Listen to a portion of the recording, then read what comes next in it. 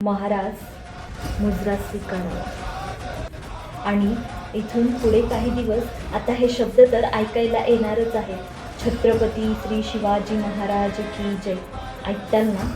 ऐका आणि बघा, तुम्ही दिलेल्या या स्वराज्यात किती प्रेम एकोप्याने आम्ही राहत आहोत. चुकलं.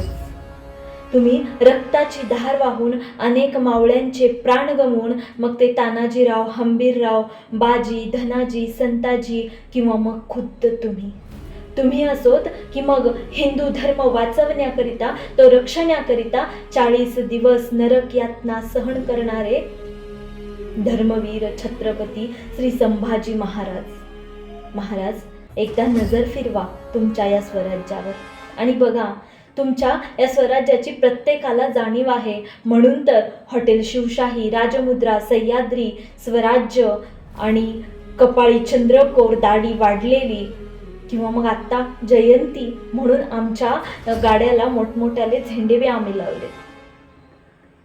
पण महाराज, तरी तुम्ही दिलेल्या या स्वराज्यात सामान्य माणूस, शेतकरी, मोलमजुरी करणारा, जमीनदार, सावकार, बारा बलुतेदार तसेच स्वराज्य चालविणारा सरकार सारे समान आहेत.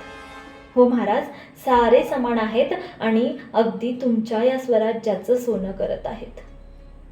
काय जातीवाद? छे छे, कसला आलाय जातीवाद?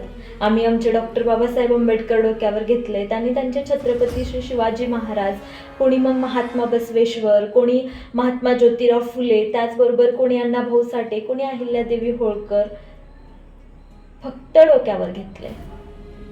महाराज, तुम्हाला बोलताना लक्षात आलं की हो, आम्ही सर्वजण फक्त ते डोक्यावर घेतले.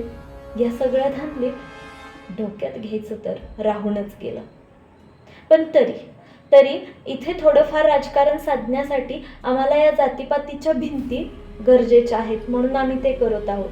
परंतु तरी तुम्ही दिलेल्या या स्वराज्यात आम्ही एकोप्यानेच आहोत. तुम्ही दिलेल्या या स्वराज्यात आम्ही एकोप्यानेच आहोत. जय शिवराय.